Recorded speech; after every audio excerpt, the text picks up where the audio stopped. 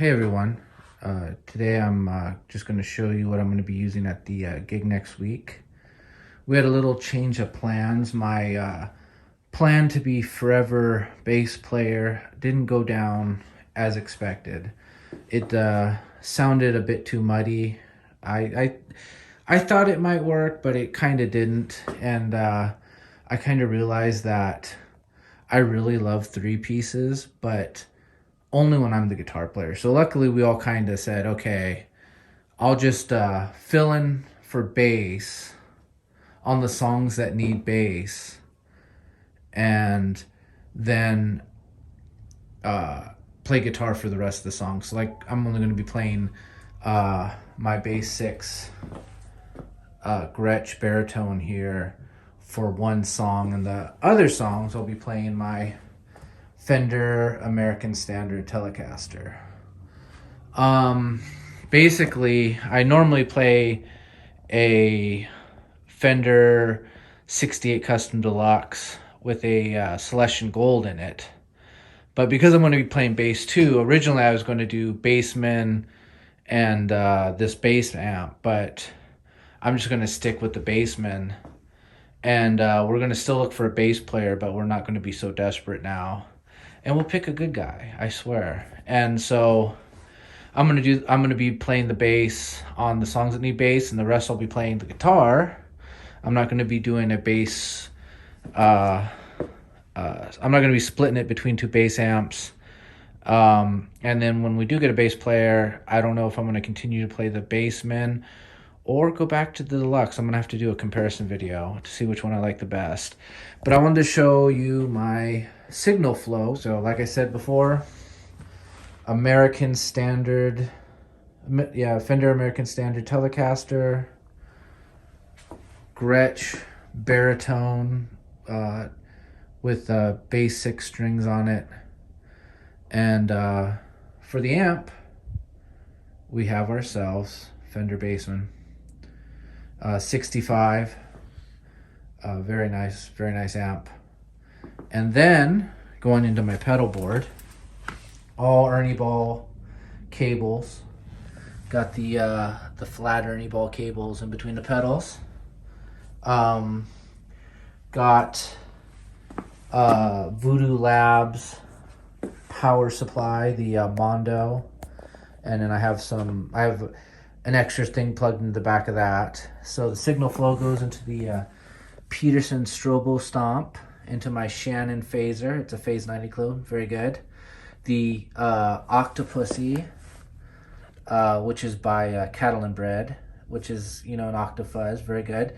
MXR Univibe. Then we go all the way back down into the volume pedal, Ernie Ball. Digitech Whammy, set on octave mode.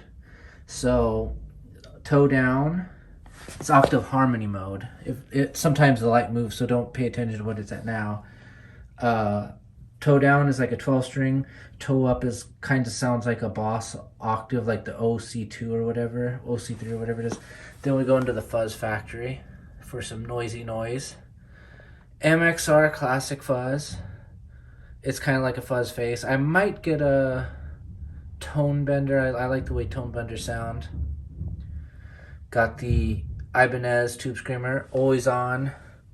Boost, I like the way it sounds into a clean Fender. Got the Rat, my main distortion. Got the Big Muff, I use it for like swells, when I do like volume swells with the Ernie Ball. Sometimes I use it for leads. Then it goes into the Neoclone, the Supro Tremolo, the MXR Carbon Copy, the Keeley Caverns, and in my new pedal, the Fender Marine Layer Reverb. And what I like about this reverb is on old-fashioned true bypass switches, when you unplug your power, when you plug it back in, when you're playing the show, if you have the pedal on, like an always on, it comes back on. When you have it off, like if you want it just to use it for special things, it stays off. But then there's buffered pedals and some relay pedals that aren't even buffered that are true bypass. And when you power up your board, they will always come to the on position or always come to the off position. Boss pedals, I've noticed, always go on the onto the on position. The Tube Screamer always comes onto the off position. I think if I remember, my Wampler pedals always came onto the off position. But the good thing about this is, even though it's a buffered relay switch, whatever you leave the pedal on to, whether it's off or on, when you power back the board up, when you plug it in on stage, it goes to that. So if I want it to always be my always on reverb, which I'm going to be using for my basement because it doesn't have reverb, then it will be on when I plug in my board. And if I go back to my deluxe reverb and I just want to use it for like shimmer verb as an effect, it will, you know, when I power up my board, it will be off. And it's like one less thing I have to think about. Usually I just have to think about turning on my Tube Screamer. And if I forget that, I usually remember when it's time to hit my distortion on. We're going to practice. And then we have one more practice before the gig. And then it'll be a good thing. And hopefully I'll get some footage from the gig. It's on Sunday night, so I don't think it'll be on until like 2 weeks after that, or 2 weeks from now, because, you know, there's no way I'm going to be editing anything that night. So just wanted to give you a rig rundown. That's what they call it on Premiere. I think it's Premiere Guitar. But that's what I'm going to be playing next week. And then when I get rid of this and we get a bass player, it will be then replaced with my green telly, and this will go into baritone duty for recording.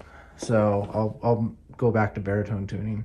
Anyway, I hope you've all had a pleasant week and have a good one. Oh yeah, I use these Ernie Ball purple Everlast picks and the Power Slinky, Ernie Ball Power Slinky strings.